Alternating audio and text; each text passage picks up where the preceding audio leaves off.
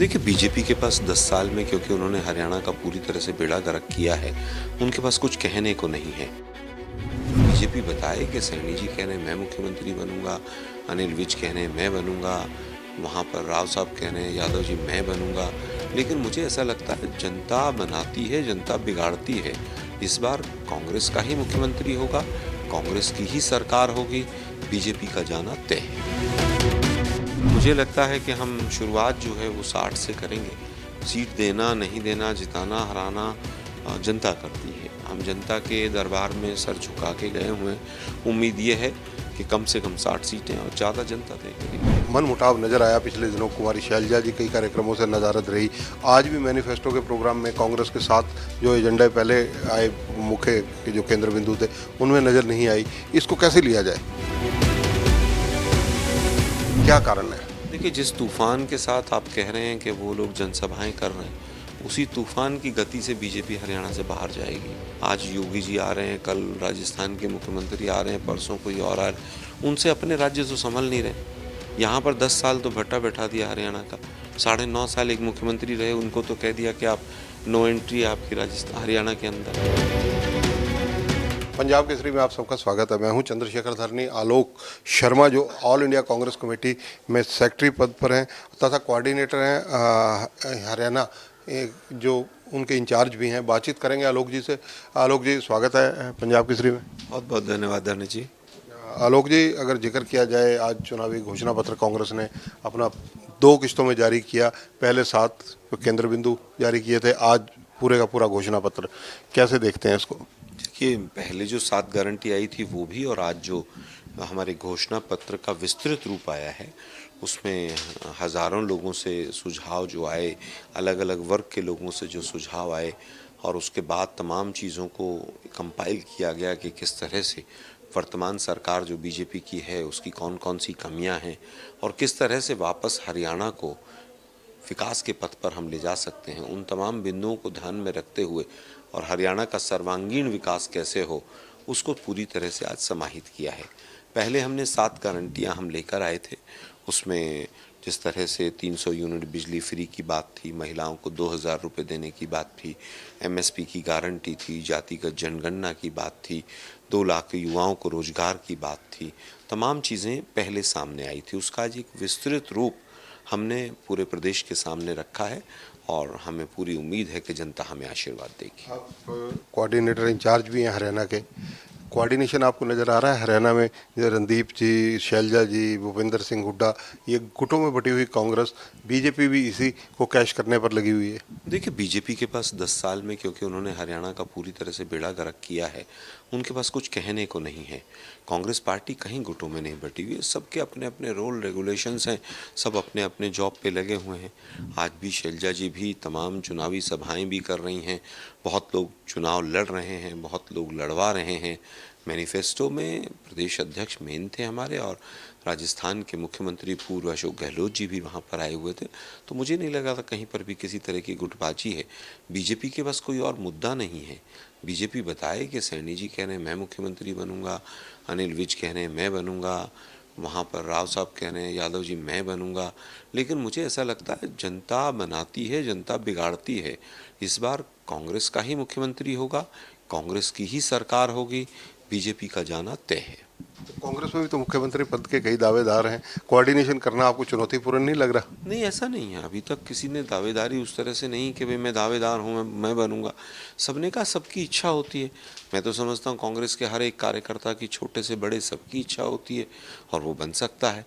आज जहाँ तक बात है कि कौन मुख्यमंत्री बनेगा, तो विधायक दल और विधायक दल के साथ साथ हाईकमान दोनों मिलकर तय करेंगे कि कौन मुख्यमंत्री होगा। अगर आपने एनालिसिस किया हो जो घोषणा पत्र है या संकल्प पत्र है, इसमें आपको प्रमुख बिंदु क्या लगे? जो हुड्डा साहब नेता प्रतिपक्ष बार बार कहते रहे हैं पहले से कि अगर हम सत्ता में आए, पोर्टल्स का जिक्र करते रहे हैं, उनका कोई उल्लेख नजर आया आपको? देखिए पूरी तरह से इसमें पूरी हमारे इस घोषणा पत्र में एक पूरा चैप्टर रखा है हमने, और पोर्टल्स के ऊपर ख़ास तौर पर जो प्रॉपर्टी आईडी से जुड़े हुए पोर्टल्स हैं या किसान की फसल से जुड़े हुए जो पोर्टल्स हैं, स्वाभाविक है कि जो पोर्टल्स अभी तक, क्योंकि पोर्टल्स की सरकार रही, जिन पोर्टल्स ने कोई चीज़ आसान करने की बजाय मुश्किल किया उनके लाइफ को, उसको तुरंत हम बंद करेंगे। आलोक जी, कितनी सीटें आने की उम्मीद है 90 में से आपको? देखिए, मुझे लगता है कि हम शुरुआत जो है वो 60 से करेंगे। सीट देना नहीं देना, जिताना हराना जनता करती है। हम जनता के दरबार में सर झुका के गए हुए हैं। उम्मीद ये है कि कम से कम 60 सीटें और ज़्यादा जनता तय करेगी। जब कांग्रेस में आपस में जिस तरह से मनमुटाव नजर आया पिछले दिनों, कुमारी शैलजा जी कई कार्यक्रमों से नज़ारत रही, आज भी मैनिफेस्टो के प्रोग्राम में कांग्रेस के साथ जो एजेंडा पहले आए मुख्य के जो केंद्र बिंदु थे उनमें नज़र नहीं आई। इसको कैसे लिया जाए? इसको देखिए, बिल्कुल भी कोई बहुत बड़ा विषय नहीं है। बहुत से लीडर्स ऐसे थे जो आज नहीं पहुंच पाए हैं, पूर्व तमाम मंत्री नहीं पहुंच पाए हैं, सांसद नहीं पहुंच पाए हैं जो सिटिंग सांसद हैं। तो क्या ऐसा मान लें कि वो सब पार्टी से नाराज़ चल रहे हैं? क्या सोनीपत के सांसद थे, स्वयं दीपेंद्र हुड्डा जी नहीं थे? क्या बाकी लोग वहाँ पर थे? क्या हिसार के सांसद थे? मुझे नहीं लगता कि इसको बहुत बड़ा विषय बनाना चाहिए। हमारा घोषणा पत्र आया है, हमने 2 करोड़ रुपया शहीद के लिए जिस तरह से रखा है, और तमाम बिंदु ऐसे हैं, बहुत सारे बोर्ड और अथॉरिटीज़ हमने बनाने की बात की है ताकि जो समाज का हर वर्ग है उसको एक प्लेटफॉर्म मिल सके ताकि वो आगे विकास कर सके। आपको लगता है कि क्योंकि आप तो काफ़ी दिनों से हरियाणा में सक्रिय हैं, कोऑर्डिनेशन निसंदेह एक बड़ा काम होता है, तो ऐसी परिस्थितियों के अंदर जब कुमारी शैलजा का कद भी पूरा बड़ा हो, वो हुड्डा साहब के साथ मंच साझा करते नज़र क्यों नहीं आ रही? नहीं, देखिए, पहले भी कई जगह अभी राहुल जी आए तब भी मंच साझा किया था, और जल्द ही राहुल जी फिर आ रहे हैं, पुनः फिर मंच साझा करेंगे। आलोक जी, एक चीज़ और देखिए ना, बीजेपी की तूफानी जनसभाएं चल रही हैं। अमित शाह जी, केंद्रीय गृह मंत्री, प्रधानमंत्री और बड़े बड़े चेहरे, कई चीफ मिनिस्टर अलग अलग स्टेट लगातार हरियाणा में मतलब कहा जाए पूरा कैप्चर कर रहे हैं।